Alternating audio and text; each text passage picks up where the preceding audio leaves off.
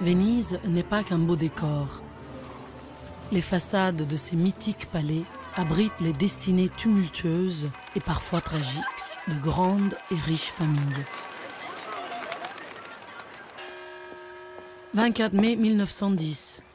Venise est en deuil. Des milliers de fleurs, un immense cortège, plus de 1000 télégrammes de condoléances, dont ceux de la famille royale d'Italie et même celui du pape. Ces funérailles sont dignes d'un chef d'État. On enterre Giovanni Stucchi, l'homme le plus riche de Venise. En quelques années, il a bâti une immense fortune. On l'appelait le prince des meuniers.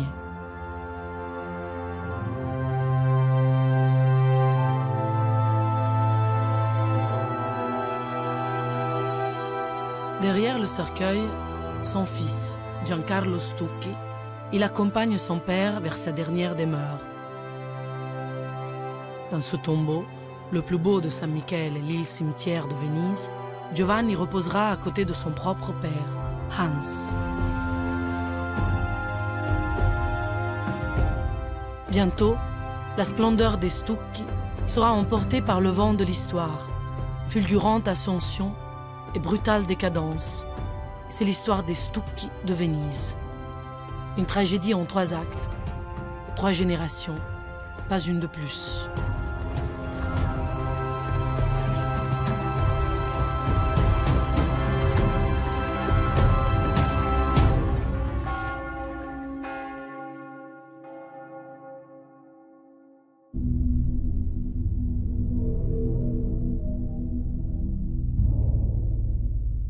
Le fondateur de la dynastie, c'est Hans Stucchi. Il naît en 1813 dans une Suisse allemande pauvre et rurale. À 16 ans, il quitte son village en quête d'une vie meilleure. Il prend la route des vallées vers le sud. Il s'arrête là où il trouve du travail.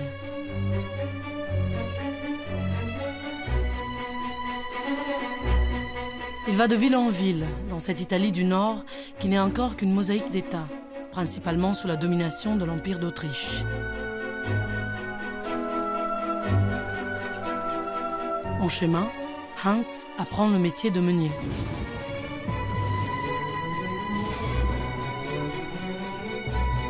En 1841, au bout de 12 ans de voyage, il s'établit à Venise.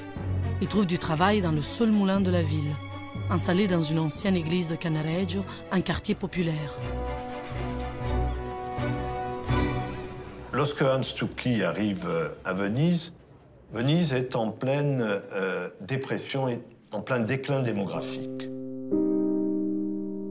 Néanmoins, Venise est une ville qui continue d'être une ville qui attire des étrangers, est une ville qui continue d'être une ville que l'on caractériserait de cosmopolite. On parle à Venise grec, arménien, occidental, on parle allemand, on parle beaucoup allemand. Les Suisses qui sont là sont en général des Suisses germanophones.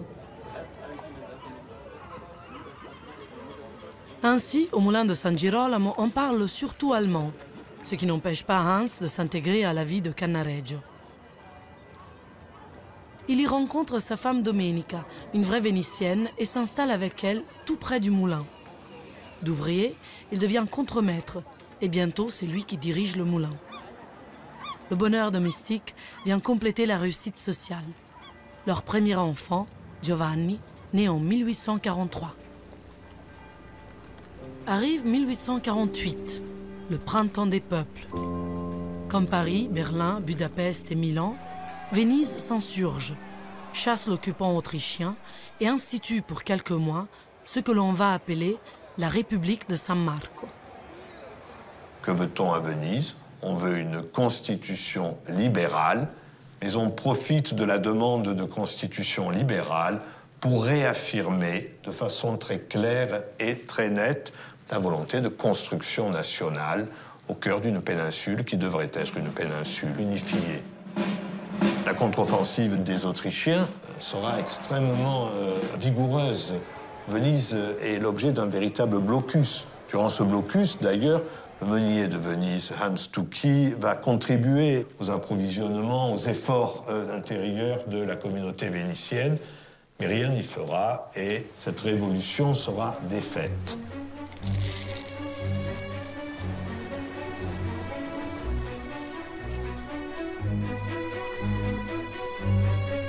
En 1865, Hans Stucki s'installe non loin de Venise, à Trévise. Il loue 2 moulins et se met à son compte. Pendant ce temps, la marche vers l'unité italienne s'accélère. En 1866, la Vénétie intègre le royaume d'Italie. C'est le début d'une ère de prospérité qui va favoriser les affaires de Hans. Hans a gardé sa nationalité suisse, mais l'Italie est sa patrie d'adoption. Il change son prénom. Hans devient Giovanni. D'ailleurs, c'est le prénom italien qu'il a donné à son fils, son successeur. Il fait désormais partie des notables locaux. Il a ainsi posé les fondations de la dynastie Stucki.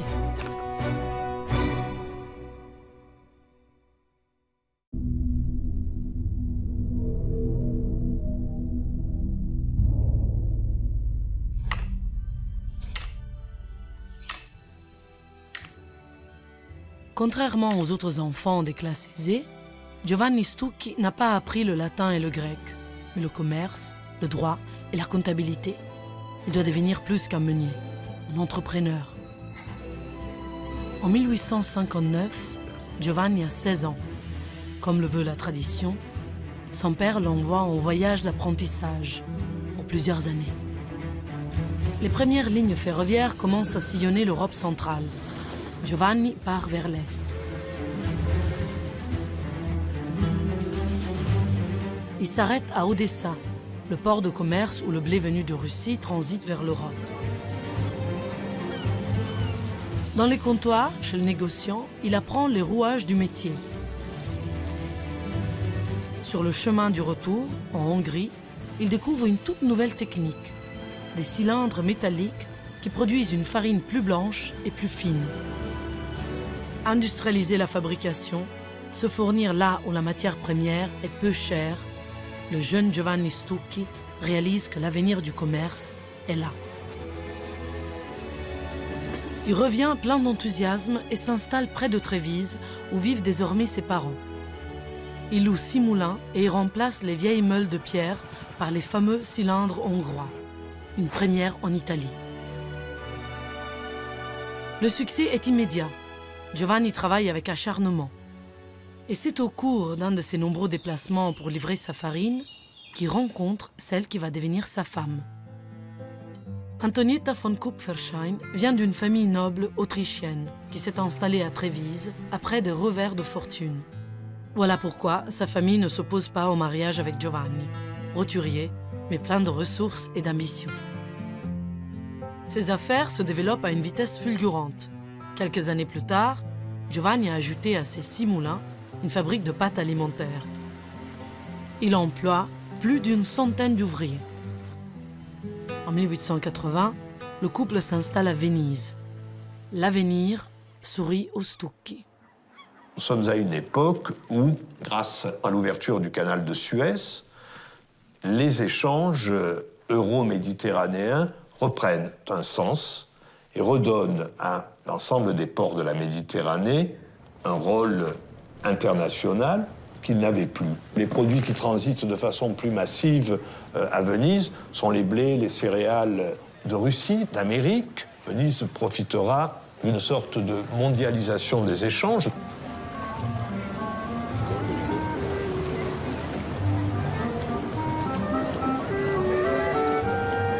Giovanni Stucki saisit toutes les opportunités qu'offrent l'énergie et le dynamisme de Venise. En 1884, sur l'île de la Giudecca, il achète un ancien couvent qu'il transforme en moulin moderne. Cet investissement audacieux coïncide avec un moment historique. L'apparition des premiers vaporetto. Rapides, performants, ces bateaux à vapeur, dernier cri, menacent les traditionnelles gondoles. Pourtant, après une grève de quelques semaines, les gondoliers finissent par se partager la lagune avec les vaporetto. Venise entre dans la modernité. La ville de Venise est la ville historique que l'on sait.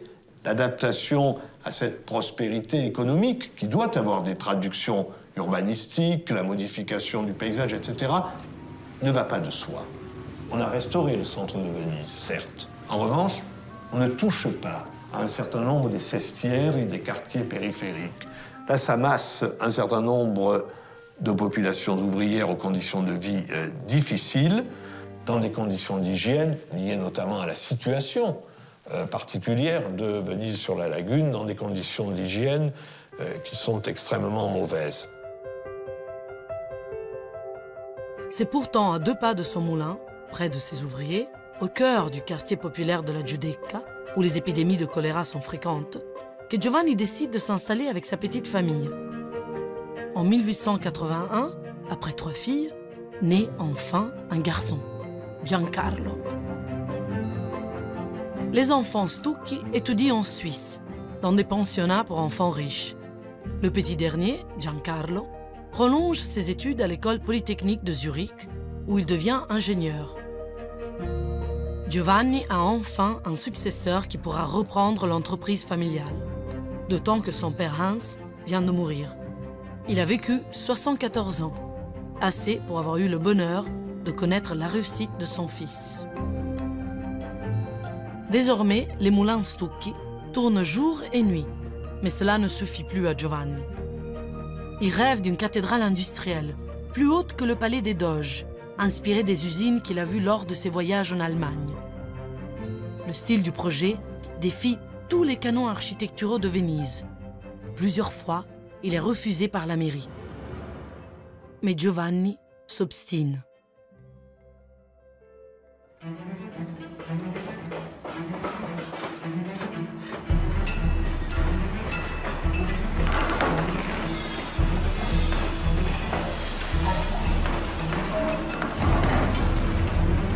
Finalement, la ville cède. En 1897, après 7 ans de travaux, l'ancien bâtiment de 6 étages est remplacé par l'imposant édifice de briques que l'on peut encore voir aujourd'hui.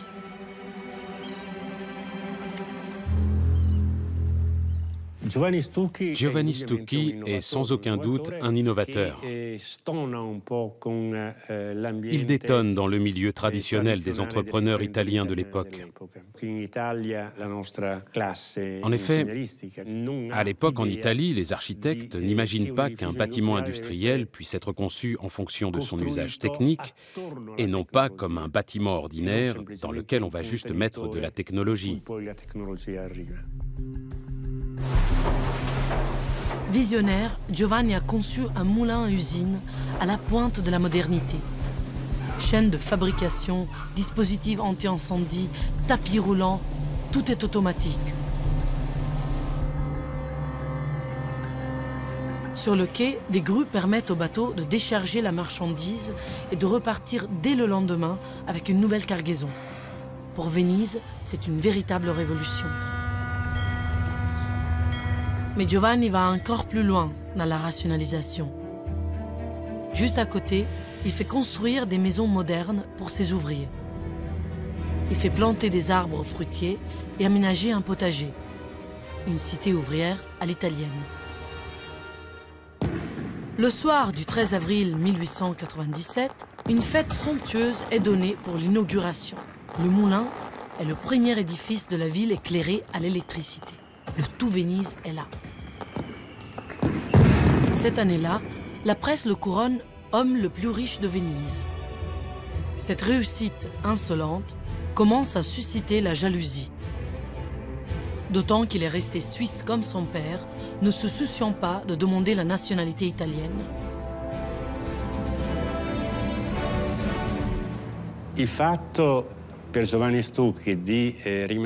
Pour Giovanni Stucchi, rester attaché aux traditions de ses origines suisses-allemandes ne signifie pas qu'il refuse de s'intégrer dans la société vénitienne. Pour lui, la question de l'intégration ne se pose pas dans une ville cosmopolite comme Venise.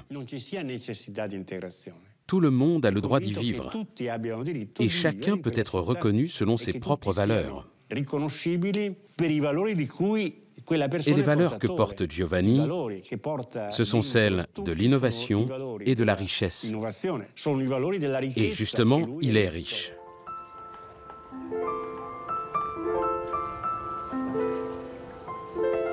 Comme tout bourgeois vénitien, Giovanni s'offre une villa à la campagne, à Mogliano Veneto, là où toutes les grandes familles de Venise partent en villégiature.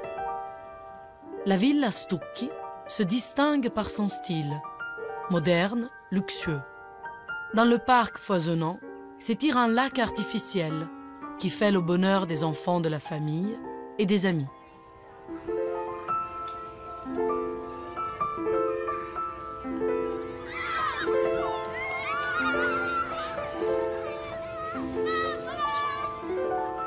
Les Stucchi reçoivent la haute société vénitienne.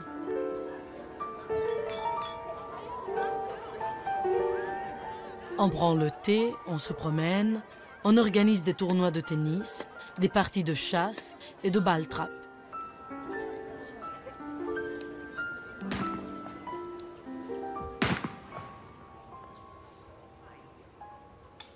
Chaque week-end, une petite cour d'habitués se retrouve autour de Giovanni et Antonietta.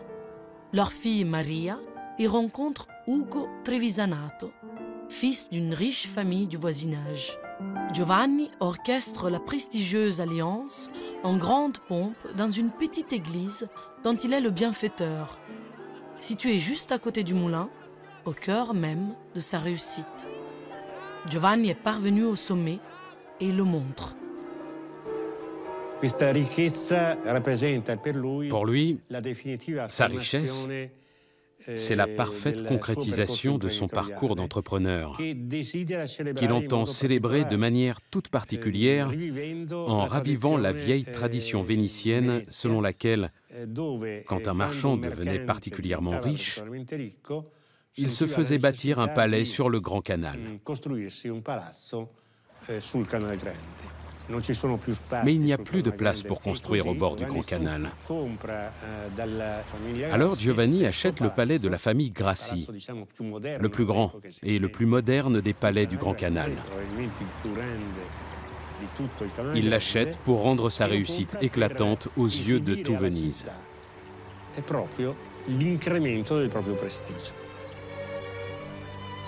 En s'installant au Palazzo Grassi, Giovanni rend à sa femme le rang social que sa famille avait perdu. Antonietta règne sur ce palais de plus de 100 pièces, avec sa troupe de domestiques, majordomes, intendants, secrétaires, valets, femmes de chambre, chauffeurs et gondoliers, sans oublier les cuisinières, dont dépend la réussite des grands dîners. Elles ne sont pas italiennes, elles viennent du Tyrol et parlent allemand. Pour elle, Antonietta établit un livre de cuisine qui mélange les recettes germaniques avec celles en vogue en Italie.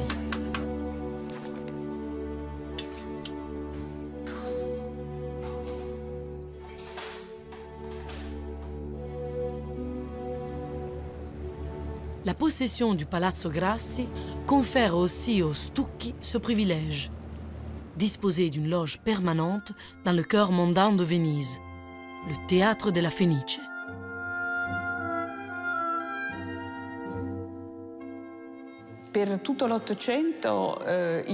Pendant tout le XIXe siècle, la Fenice est l'un des plus prestigieux opéras d'Italie, l'un de ceux où sont données les premières des œuvres du grand compositeur de l'époque, Verdi.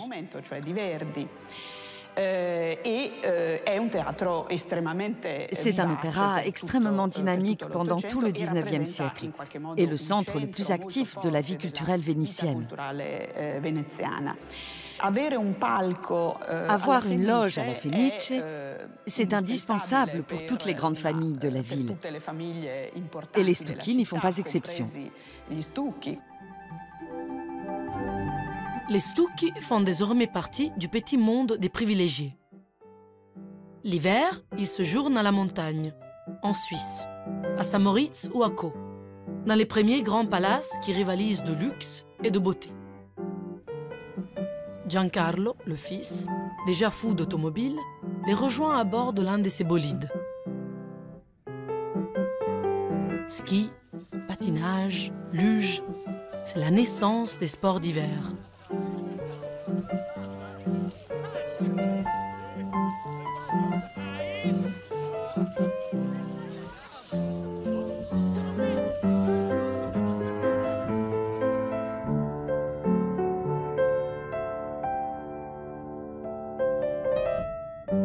L'été, ce sont les joies du Lido, la grande plage de Venise où Giancarlo et les siens côtoient toute une aristocratie du loisir.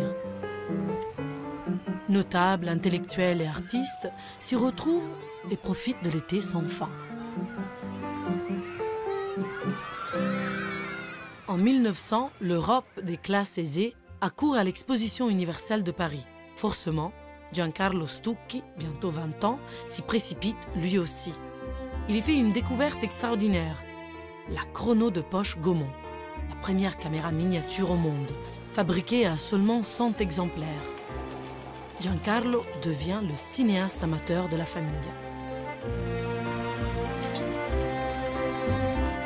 Il met en scène ses petits cousins dans des scénettes de genre, à la manière des frères Lumière.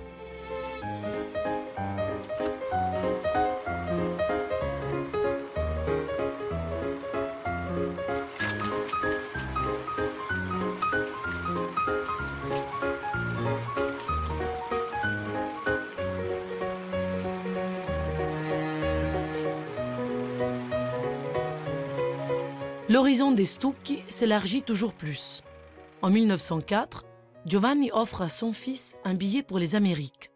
Là-bas, avec ses amis, il se consacre à sa passion, la photographie.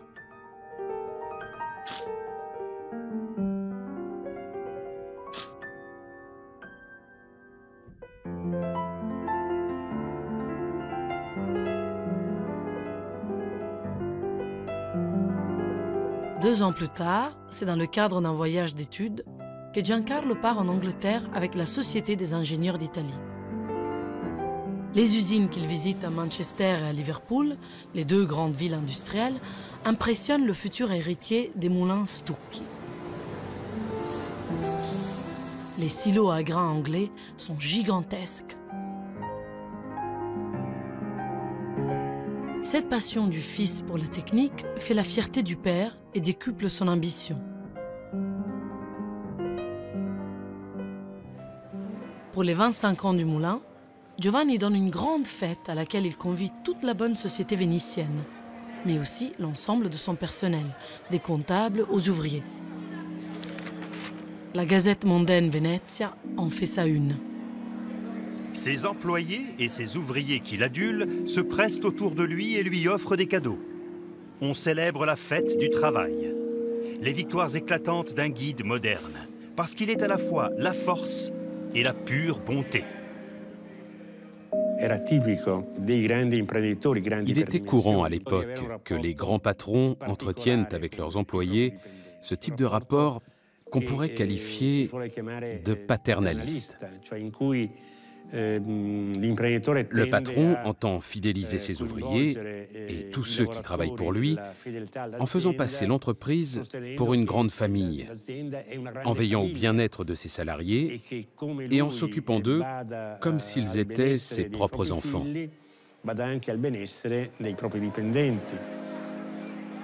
Ce soir-là, Giovanni annonce à tous ses salariés qu'il leur versera une pension de retraite jusqu'à la fin de leur vie.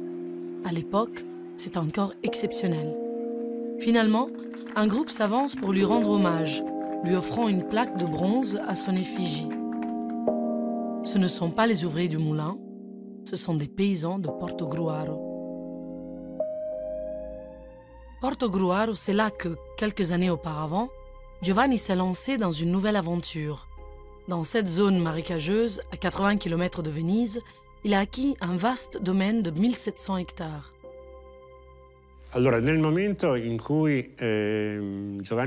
Quand l'entreprise de Giovanni Stucchi devient une grande entreprise, avec le moulin et la fabrique de pâtes alimentaires attenantes, il est confronté aux problématiques inhérentes aux grandes entreprises. Il achète alors ce domaine de 1700 hectares à Portogruaro. Il l'aménage pour cultiver du blé et avoir ainsi sa propre source d'approvisionnement en céréales. De cette façon, il est mieux à même de faire face aux pressions des fournisseurs et aux aléas des marchés internationaux.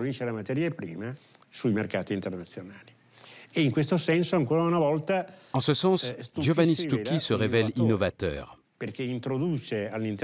Il adopte dans son entreprise les manières de faire des grandes entreprises américaines et allemandes. Quand Giovanni achète ces terres, en 1902, les paysans y vivent misérablement, victimes de la malaria et souffrant de malnutrition.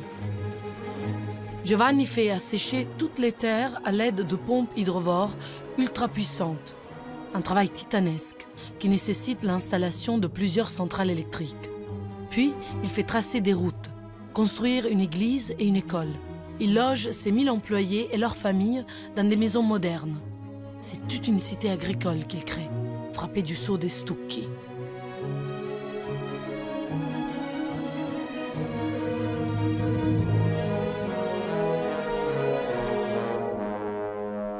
Tout ce que fait Giovanni à Portogruaro, c'est à son fils qu'il le destine. Il en est persuadé. Giancarlo prolongera son œuvre et fera briller encore plus haut le nom des Stucchi. Mais Giancarlo Stucchi n'a pas l'âme d'un grand capitaine d'industrie comme son père. Il est plus instruit et cultivé. Il est passionné d'art et d'invention en tout genre.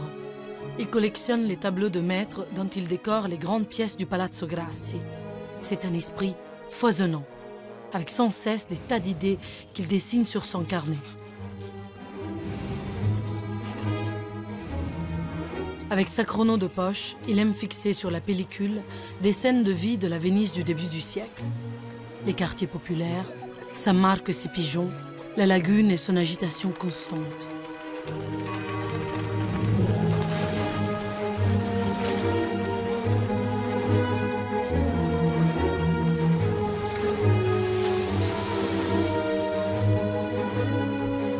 C'est pour cette vie qu'il est fait, celle d'un jeune bourgeois de son temps, curieux de tout.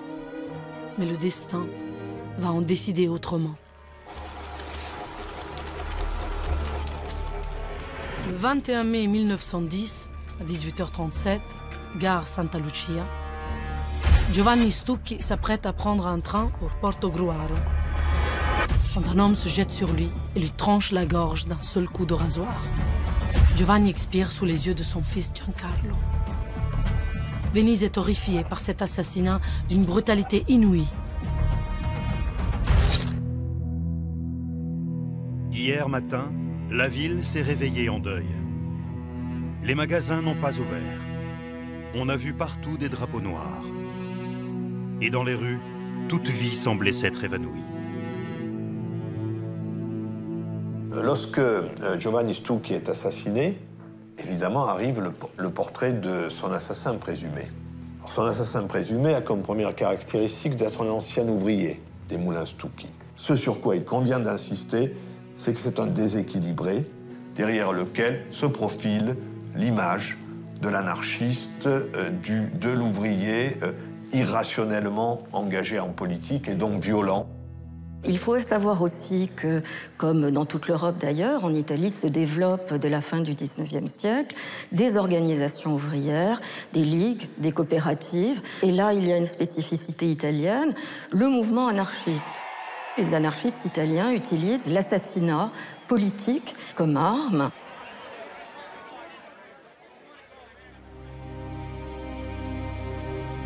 Le personnage était bien connu, il était vu comme un patron plutôt libéral, paternaliste, et donc le fait qu'il soit l'objet de ce qui apparaît bien comme étant une forme de vengeance, en quelque sorte sociale, suscite la peur, donc, parmi ces élites de Venise.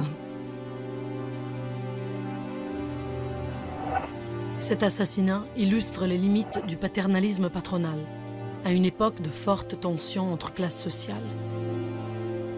Lors de son procès, à l'issue duquel il sera condamné à la prison à perpétuité, Giovanni Bruniera, 35 ans, se met à crier qu'il déteste les riches, qui gagnent leur argent en suçant le sang des pauvres. Giovanni a réussi à mettre à profit une période exceptionnelle de stabilité et de paix pour bâtir la fortune de la famille. Mais sa réussite insolente a précipité sa chute.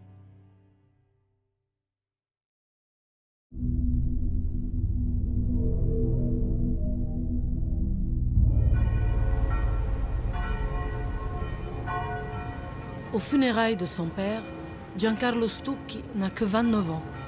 Pourtant, ses cheveux ont blanchi comme s'il en avait 20 de plus. Il est anéanti de chagrin et bien seul face au fardeau de ses responsabilités.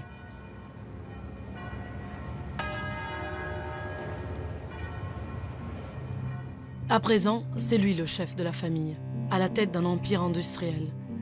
C'est de lui que va dépendre le sort des Stucchi, et aussi celui de centaines d'hommes et de femmes qui travaillent pour eux.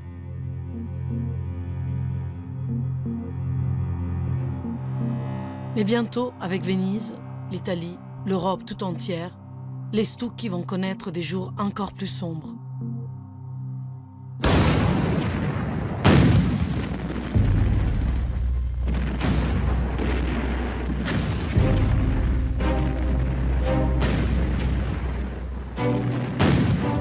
Mai 1915. Après avoir longuement hésité à rejoindre l'un ou l'autre des deux camps, l'Italie déclare la guerre à l'Autriche-Hongrie. Ainsi commence la guerre 15-18 des Italiens. À Venise, comme dans toute l'Italie, l'enthousiasme patriotique est à son comble. Mais ni l'armée ni le pays ne sont suffisamment préparés. Face aux avions ennemis, les Vénitiens se défendent avec de malheureux fusils pointés vers le ciel et de simples ballons dirigeables. Sauver les œuvres d'art est une priorité. Giancarlo participe au comité de sauvegarde du patrimoine pour aider à la mise en sécurité des richesses de la ville. On protège les façades historiques en entassant des milliers de sacs d'algues. Giancarlo veut s'engager, mais on lui refuse, car il est suisse. Il demande la nationalité italienne, en vain. Au plus fort de la guerre, les terres des Stucchi sont coupées en deux. D'un côté, le duc d'Aoste, qui mène la contre-offensive italienne, installe son quartier général dans la résidence de Mogliano. De l'autre, les troupes autrichiennes occupent la villa de Portogruaro. Giancarlo participe à sa manière à l'effort de guerre.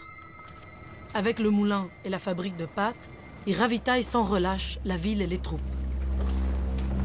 Il est resté suisse, alors il en profite. Pour éviter le bombardement ennemi, il fait hisser la croix helvétique sur le moulin.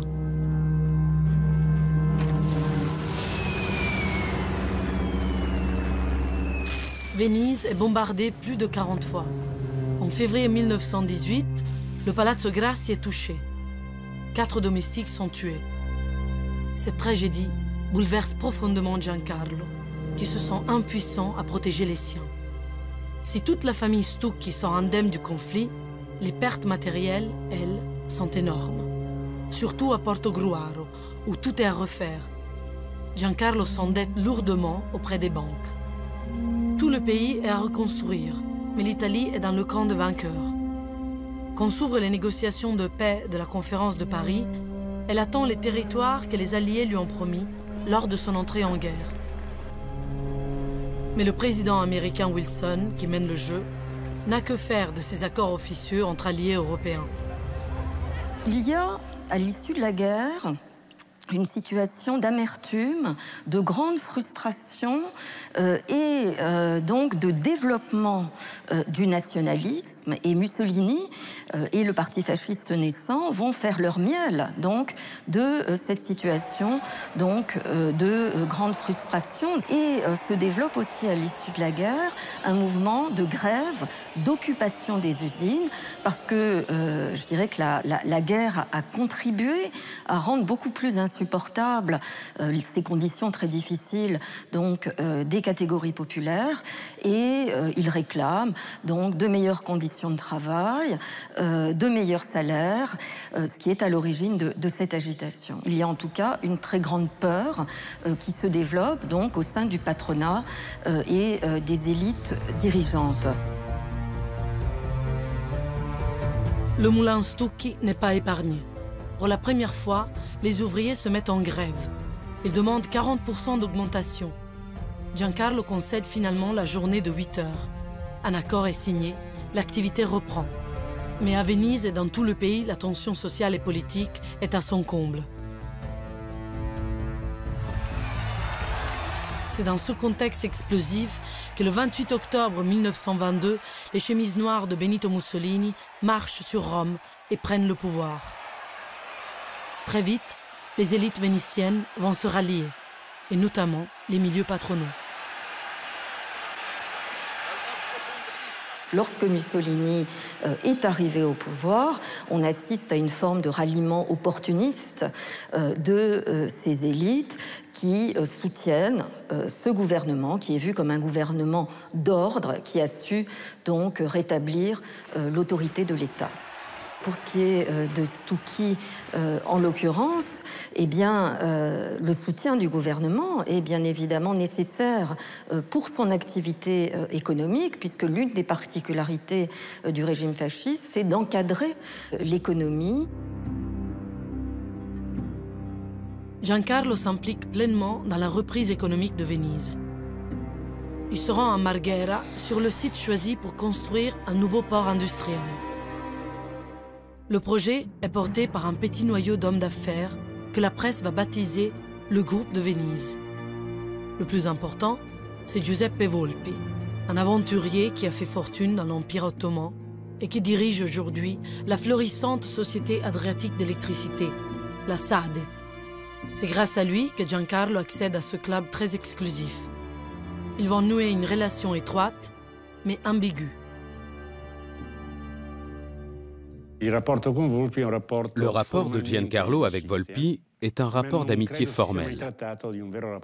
Je ne crois pas que ce soit une véritable amitié. Somme toute, il s'agit de ce genre de rapport tenant davantage de la fréquentation pour les affaires et de la convergence d'intérêts. Mais cela a permis à Giancarlo d'être en quelque sorte intégré dans l'élite vénitienne. Giuseppe Volpi profite de l'ère fasciste pour accéder au sommet.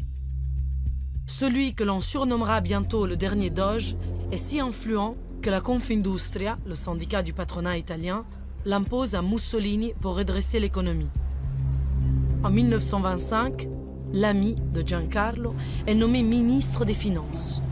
À Rome, Volpi met en œuvre la réévaluation de la lire. Elle est voulue par le Duce, qui en a fait un symbole de la grandeur de l'Italie. Mais elle va aussi dans le sens des intérêts d'affaires de Volpi.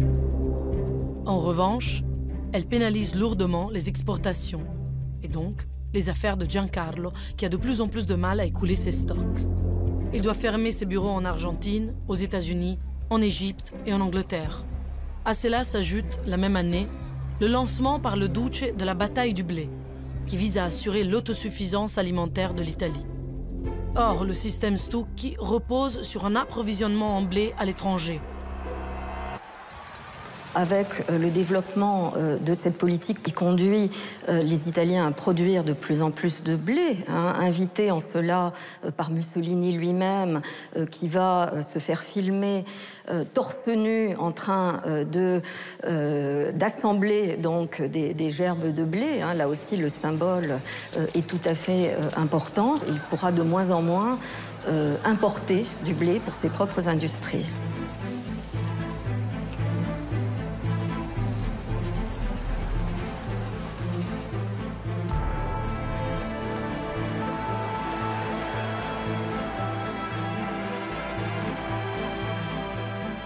En outre, le moulin n'est plus à la pointe du progrès. Il doit faire face à de nombreux concurrents, un peu partout dans la région. Giancarlo a bien essayé de se diversifier dans des secteurs plus prometteurs, les piles électriques, les lampes de poche, les textiles, mais ça ne suffit pas. Il a de plus en plus besoin d'argent.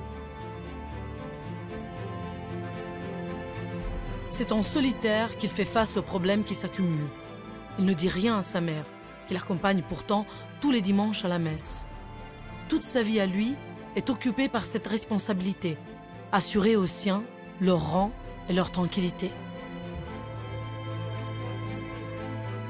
Il se raccroche à un espoir. Il a fait une demande pour toucher les compensations financières prévues par l'État italien en cas de dommages de guerre. La somme qu'il espère lui permettrait de se renflouer. Mais le dossier n'avance pas. Seuls les citoyens italiens y ont droit. Et lui n'est pas italien. Sa demande de naturalisation, déposée en 1914, n'a toujours pas abouti. Et l'air du temps y est de moins en moins favorable. Il y a un discours de plus en plus négatif à l'égard de tout ce qui est étranger, international. Le cosmopolitisme devient une injure dans la langue fasciste et dans la langue nationaliste. Les organisations internationales sont de plus en plus mal considérées, en particulier la Société des Nations, parce que justement elles sont vues comme allant à l'encontre des intérêts nationaux. Et du coup, en matière de naturalisation, le régime a une politique qui est assez restrictive. Pour Giancarlo Stucchi, comme pour l'Italie, commencent alors les années horribles. La crise financière fait exploser l'économie américaine. Ses effets ravageurs se font sentir jusqu'en Europe. Les banques sont au bord de la faillite. Elles demandent à Giancarlo de rembourser ses dettes. Il vend alors sa précieuse collection d'œuvres d'art. Puis, en signe de désapprobation d'une politique qui le mène à la ruine, il démissionne de la présidence du syndicat fasciste des meuniers. Obtenir les fameuses compensations d'État pour les dommages de guerre est devenu vital. Giancarlo fait appel à un grand avocat, Maître Sarfatti. Ce nom devrait ouvrir des portes. C'est de cette famille juive que vient Margherita Sarfatti, l'ancienne maîtresse de Mussolini. L'avocat en appelle directement au duce. Pour faire reconnaître les droits de Giancarlo Stucchi, il dépose un mémorandum qui atteste de son patriotisme. Mais Sarfatti, comme Giancarlo, sont à milieu de deviner les menées souterraines qui vont faire échouer leur requête. Le dossier va jusqu'au cabinet de Mussolini et Mussolini ne se prononce pas, ce qui veut dire qu'il laisse le pouvoir à des hiérarques, ce qui est une manière de les honorer et peut-être de leur permettre aussi de faire des profits sur la base donc de ce qui reste de l'empire Stucchi, car l'affairisme est très important, l'affairisme, la corruption sont très importants sous le fascisme italien. 1932. Giancarlo doit licencier plus de 30 employés. Et un nouveau drame vient encore empirer la situation. Un de ses comptables se suicide.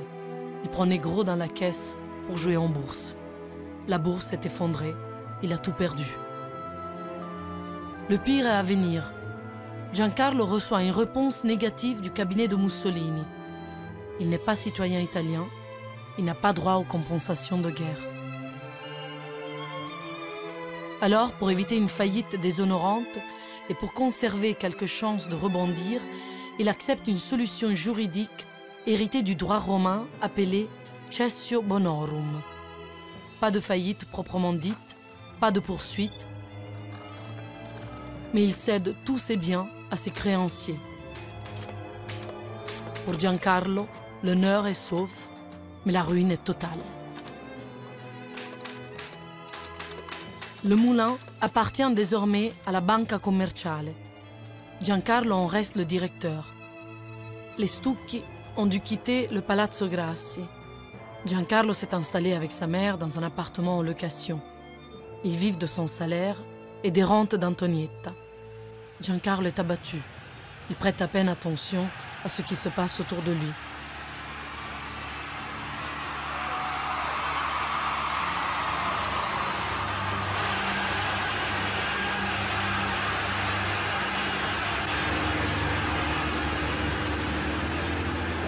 L'année 1934 est une année importante dans l'histoire du fascisme.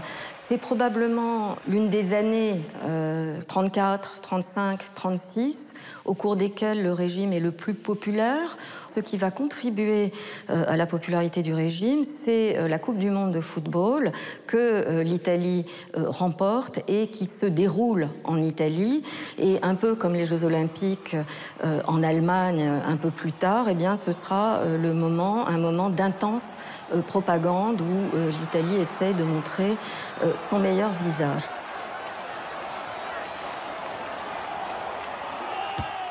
Giancarlo ne s'intéresse pas à cette Coupe du Monde qui passionne les Italiens. Il a bien trop de soucis. Et encore l'espoir de se refaire, de reconstituer la fortune familiale. Il espère encore une intervention de son ami Volpi. Mais Volpi est très occupé. Il vient d'être élu à la tête du patronat italien et il préside la Mostra du cinéma de Venise dont il a été l'initiateur.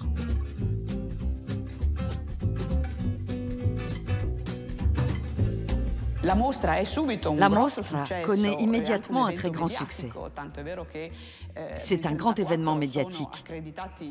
En 1934, plus de 300 journalistes du monde entier y sont accrédités. La jeune Katharine Hepburn va remporter la Coupe Volpi, celle de la meilleure interprète féminine pour le film de George Cukor, Les 4 filles du Dr March. Tout de suite, le Festival du cinéma de Venise se distingue parce qu'il attire des célébrités du monde entier. Et cela affirme le rôle clé de Venise en tant que ville d'art et de culture, mais aussi en tant que ville phare de la mondanité.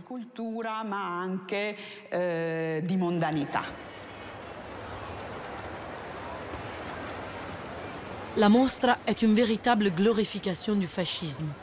Mais cela n'empêche pas les célébrités de l'époque de venir s'y montrer. C'est l'heure de gloire de Mussolini. Cela se traduit dans les relations avec la toute nouvelle Allemagne nazie. Le Duce est encore le maître et Hitler l'élève. Première rencontre en grande pompe, justement, à Venise. Hitler arrive à Venise, très impatient de connaître Mussolini, et cette rencontre a quelque chose d'un peu humiliant au départ pour Hitler, qui arrive avec son vieil imperméable mythique en tenue de civil, alors que le Duce le reçoit sanglé dans son uniforme avec des bottes bien cirées, donc dans une attitude martiale qui évidemment contraste avec la tenue du Führer.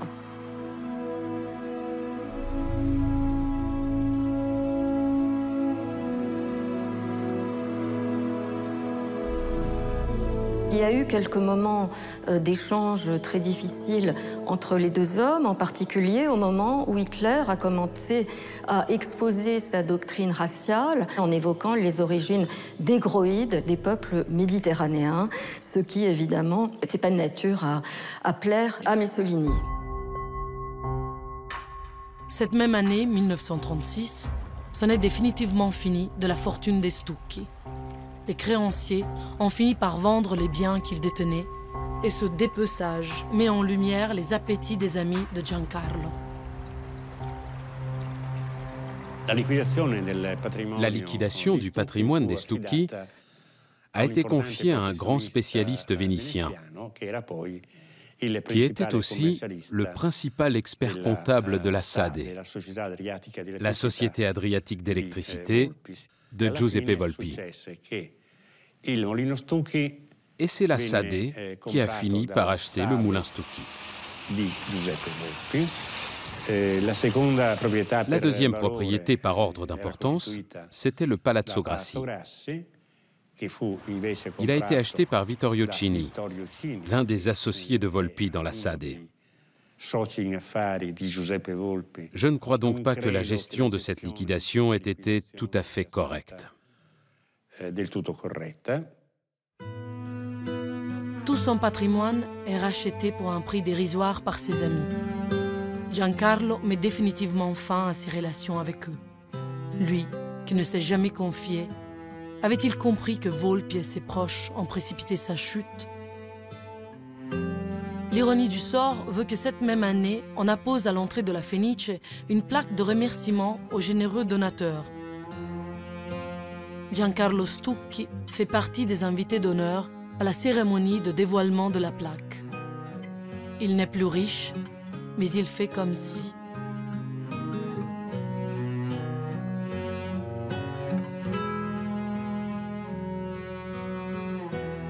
En 1938, Mussolini adopte en Italie des lois anti-juives qui sont des lois extrêmement dures, qui excluent les juifs d'un grand nombre de professions, et en particulier de la fonction publique, de l'enseignement, qui interdisent par exemple les mariages mixtes entre juifs et non-juifs, qui limite aussi le patrimoine des Juifs, pour ne citer donc que quelques-unes de ces mesures. Dans le sillage de l'Allemagne nazie, l'Italie entre alors dans ses années les plus sombres. La dichiarazione di guerra è già stata consegnata agli ambasciatori.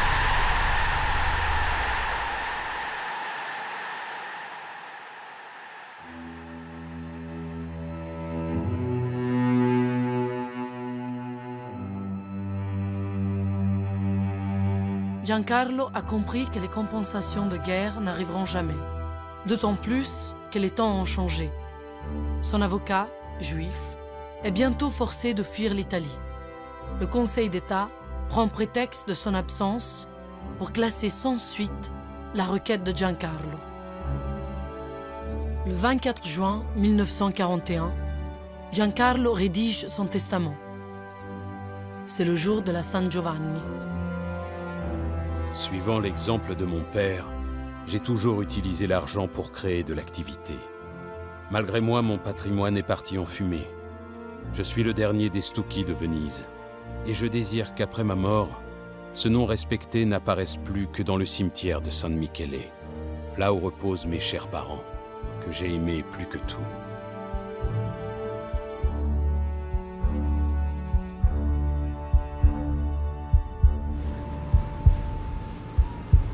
Quatre mois plus tard, un matin, Giancarlo Stucchi meurt brutalement. Il a 60 ans. Les jours qui suivent, de nombreuses rumeurs vont circuler. Suicide, mort de chagrin. Notre histoire ne retiendra que ceci. Son cœur a lâché. Aujourd'hui, le Moulin est devenu l'un des plus grands hôtels de Venise, le Hilton, et le Palazzo Grassi, un centre d'art contemporain, propriété du milliardaire François Pinault.